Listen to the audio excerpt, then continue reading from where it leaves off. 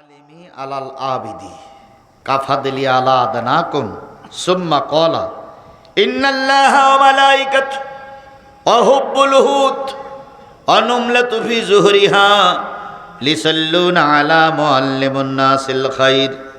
আল্লাহ বলেন, আলেম আর সাধারণ লোকের ভিতরে পার্থক্য। আলিমু আলাল আবিদি কাফাদলি আলা আদনাকুম সুম্মা ক্বালা, নিশ্চয় একজন আলেমের মর্যাদা হলো, আল্লাহ বলেন, সাগরের মাছ, গর্তের পিপিলিকা, উড়ান্ত পক্ষীকুল, এমনকি ফেরেশতা সমূহ আল্লাহর একজন আলেম ব্যক্তির জন্য তারা দোয়া করতে থাকে। আপনারও শরীর কাটলে রক্ত বাহির হবে, আমারও শরীর কাটলে রক্ত বাহির হবে। আপনি নিচে, আমি উপরে কেন?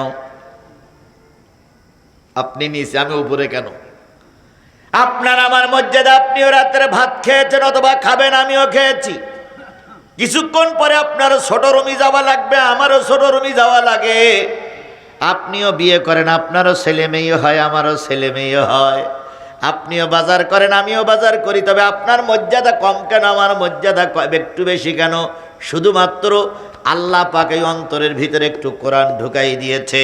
তাতে যদি আপনার মর্যাদা সেই আলেমের মর্যাদা বেশি হয়, আল্লাহর রাসূল বলেন, একজন আলেম যখন কোরআনের দাওয়াত নিয়ে ঘুরে বেড়ায়, গোটা পৃথিবী তার জন্য দোয়া করতে থাকে। আর নবী বলেন, আলেমের মুখের দিকে তাকাইলে ছোট ছোট গুনাহগুলো কি হয়ে যায়? ঝরে যায়, পড়ে যায়। তাই আল্লাহ রাসূল বলেন, যারা কোরআন দেখবে, দেখবে না, আলেমদেরও দেখবে না, তারা যাবে জাহান্নামে। কথা ক্লিয়ার? আযানুল্লাহ ইয়াসমাউনা বিহা, তাদের কান আছে কিন্তু কান দিয়ে তারা শোনে না। কি শোনে না? এই কথা বলেন, কি শোনে না? কোরআন শোনে না। আমি কোরআন থেকে একটি আয়াতের আযান দিয়েছি, সূরা মায়েদার ৬৭ নম্বর আয়াত। এই আয়াতের আযান যাদের ভালো লাগবে না, তারাও যাবে জাহান্নামে। সুতরাং আপনি জাহান্নামী না হয়ে জান্নাতি হন। তাই ৫ মিনিট সময় দিলাম। বাড়িতে দাঁড়ানো, বসা, অথবা রাস্তায় অথবা দোকানে যারা আছেন, ৫ মিনিটের ভিতরে কোরআনের মাহফিলে এসে বসুন। যদি না আসেন, তাহলে বুঝতে হবে নিশ্চয়ই আপনার রক্ত আর আমার রক্তের ভিতরে পার্থক্য আছে। সকলকে অনুরোধ করছি, 1 ঘন্টা সময়। কতটুক? যা বলেছি আর 1 ঘন্টা কথা বলবো। 1 ঘন্টা সময়, ভালো লাগুক আর খারাপ লাগুক, মন্দ লাগুক আর ভালো লাগুক, যাই লাগুক, কোরআনের কথা 1 ঘন্টা সময় থাকতে পারবেন না? এই কথা বলেন, পারবেন না? আমি শুরুর থেকে 50 মিনিট হয়ে গেছে, 50 মিনিট হয়ে গেছে, এখনো কিছু বুঝতে পারেননি। আর 1 ঘন্টা চলে যাবে, বুঝতেই পারবেন না, শুধু মোতাওয়াজ্জহ হন কোরআনের দিকে। এই জন্য সব মানুষকে আল্লাহ কোরআনের মাহফিলে কবুল করুক। সকলে মিলে বলুন আমিন। আরেকটু জোরে বলেন আমিন। আরো জোরে বলেন আমিন।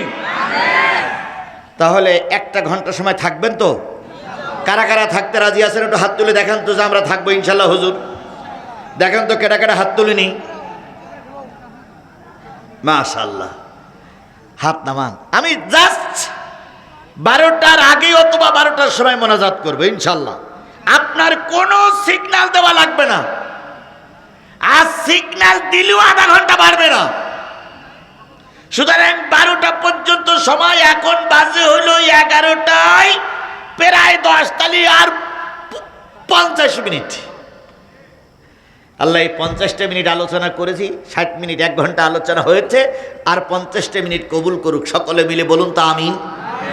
তাহলে কোন সূরা? সূরা মায়েদার কয়টি আয়াত? 1টা আয়াত, ৬৭ নম্বর আয়াত, 6 নম্বর পারার 5 নম্বর সূরা, সূরাতুল মায়েদা। এই মায়েদার আমি আর সামনে যাচ্ছি না, যেখান থেকে তেলাওয়াত করেছি ওখান থেকে শুরু করে আল্লাহ বলতেছেন, ইয়া আইয়ুহার রাসূল বাল্লিগ মা উনজিলা ইলাইকা মির রাব্বিক ওয়া ইল্লাম তাফআল ফামা বাল্লাগতা রিসালাতাহু আল্লাহু ইয়াসিমুকা মিনান নাস ইন্নাল্লাহা লা ইয়াহদিল কওমাল কাফিরিন।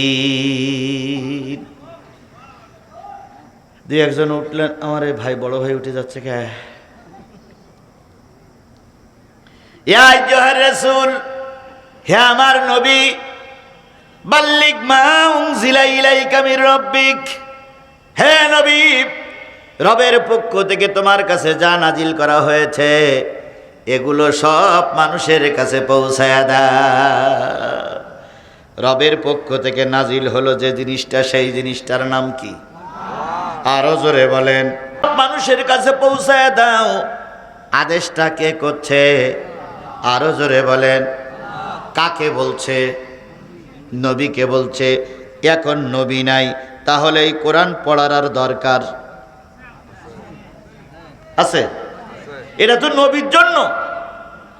আল্লাহ বললে, হে নবী, তোমার কাছে যা আছে সব মানুষের কাছে পৌঁছায় দাও। তাহলে এরা যদি নবীর জন্য খাস থাকতো তাহলে এখন আর বলা লাগতো? আচ্ছা, কিছু কিছু নবীর জন্য খাস, যেমন নবীর বিয়ে ছিল কয়টা? অনেক বিয়ে। আচ্ছা, আপনার জন্য কি অনেক বিয়ে বৈধ? তাহলে ওটা ছিল নবীর জন্য কি খাস? ওটা জন্য শুধু, ওটা ছিল নবীর জন্যই খাস। আচ্ছা, আমরা সুন্নত নামাজ পড়ি, নবীর জন্য কি সুন্নত ছিল? কথা বলে না মুসলমান। নবীর জন্য কি ছিল? না, নফল। নবী পড়তেন নফল, আমরা পড়ি কি সুন্নাত। তাহলে নবীর জন্য ছিল খাস নফল, আমার জন্য হলো সুন্নত খাস। একজনের শরীয়তের সঙ্গে আর একজন নবীর জন্য যদি এইটা থাকে তাহলে এখন আর আমাদের পড়ার দরকার নাই। কিন্তু নবী চলে যাওয়ার পরে এখনো যদি চালু থাকে তাহলে নবীর কাজ করবে আলেমেরা, কারণ আল উলামা ওয়ারাসাতুল আম্বিয়া। তাই আল্লাহ পাক এখানে যেন বলতেছে, ইয়া আইয়ুহাল উলামা, ইয়া আইয়ুহাল কওমি, ইয়া আইয়ুহাল আলিয়া, ইয়া আইয়ুহাল তাবলিগ, ইয়া আইয়ুহাল আল্লামা সাইদি, ইয়া আইয়ুহাল মামুনুল হক, ইয়া আইয়ুহাল আমির হামজা, ইয়া আইয়ুহাল তারেক মনোয়ার, বাল্লিগ মা উনজিলা ইলাইকা মির রাব্বিক, তোমাদের কাছে যে কোরআন আছে এই কোরআনগুলো সব মানুষের কাছে পৌঁছায়া দাও। কারণ এখন নবী নাই, নবী আনা দায়িত্ব পালন করবে আলেমেরা। তাহলে ওই কথার ভিতরে আমি ক্ষুদ্র গুনাহগার, আমার নামটাও হয়তো আল্লাহ জুড়িয়ে দিয়েছে, দিয়ে বলতে আজিজুল, শাহজাহানপুর গিয়েছ, নবীর দাওয়াত, নবীর আল্লাহর কোরআনগুলো মানুষের কাছে পৌঁছে দাও। ফামা বাল্লাগতা রিসালাতাহু, যদি কম করো অথবা বেশি করো, আলেমগিরি করা হলো না, নবুয়তের দায়িত্ব পালন করা হলো না, যেটাই তোমার কাছে আছে সেটাই পৌঁছায় দাও। তবে জেনে রেখো, যখনই পৌঁছায় দেবা কিছু লোক কিন্তু তোমার বিরুদ্ধে খেপে যাবে। নবীর বিরুদ্ধে খেপিনি? এই কথা বলেন, নবীর বিরুদ্ধে খেপিনি? আমার বিরুদ্ধে যে খেপবে না এটা তো হতে পারে না। যদি না খেপে তাহলে বোঝা গেল কোরআনের কথা বলা হচ্ছে।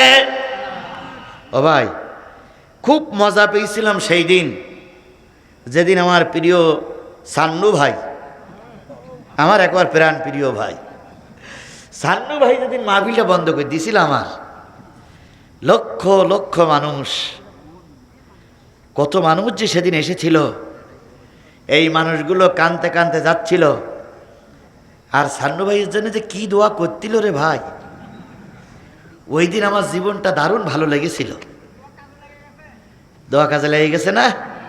মানুষের চোখের পানি ফেলাবেন না। সেদিন যদি ওরা আমাকে যে সত্যের পরে সত্য দিয়েছিল, ওই সত্য যদি সেদিন আমি মেনে নিতাম, আমাকে মাহফিল থেকে নেমে যাওয়া লাগতো না। আল্লাহ রসুলকেও আবু জেহেলরা সত্য দিয়েছিল, কোরআনের কথা বলো না। আল্লাহর নবী যদি সেদিন দাবিটা মেনে নিত, নবীকে হিজরত করে মক্কা থেকে মদিনায় যাওয়া লাগতো না। তাহলে নবীর যে দশা হয়েছে, তুমি আর আমি যদি কোরআনের কথা বলি তোমার আমার সেই দশা হতে, জোরে বলেন হতে, আবার কোনো ক্ষেত্রে নাও হতে পারে। যেমন গত 17 বছরে কিছু কিছু হুজুরদের নামে একটাও মামলা হয়নি। এরাম হুজুর শাহজাহানপুর আছে তো? ওরে বাপ রে বাপ, আমার জীবনে আমি দেখেছি। আমার সঙ্গে ছবি তুলতে চাইনি, আমি বগুড়ায় চা খাচ্ছি আর সে হুজুর এসে চা খাচ্ছে। তো আমার সঙ্গে যারা থাকে তারা বলতেছে যে হুজুর জিয়াদির সঙ্গে আপনার একটা ছবি নেই। আরে না না না না না না না। তো আমার মিডিয়া বলতেছে কেন? কয় না, জিয়াদের সঙ্গে ছবি তুলে কালকে যদি ছেড়ে দাও আমার ওয়াজগুলোই বন্ধ হয়ে যাবে। আর একজন হুজুরির সঙ্গে পাবনায় এক হোটেলে রাত্রে খাচ্ছি, খাওয়ার পরে উনি বললেন, একজন বলল হুজুর দুইজনের একটু ছবি তুলে আপনি টুপিটা মাথায় দেন। উনি বললেন ভাই মাপসাই, তুই 2 কাপ চা খাওয়ার টাকা না যা, কিন্তু জিহাদির সঙ্গে আমার ছবি তুলিস না। কারণ জিহাদির সঙ্গে যদি ছবি তুলিস আর এই ছবি যদি তুই প্রচার করিস, লোক মনে করবে জিহাদি জামাতের লোক, আমিও জামাতের লোক, আমার ওয়াজ বন্ধ হয়ে যাবে।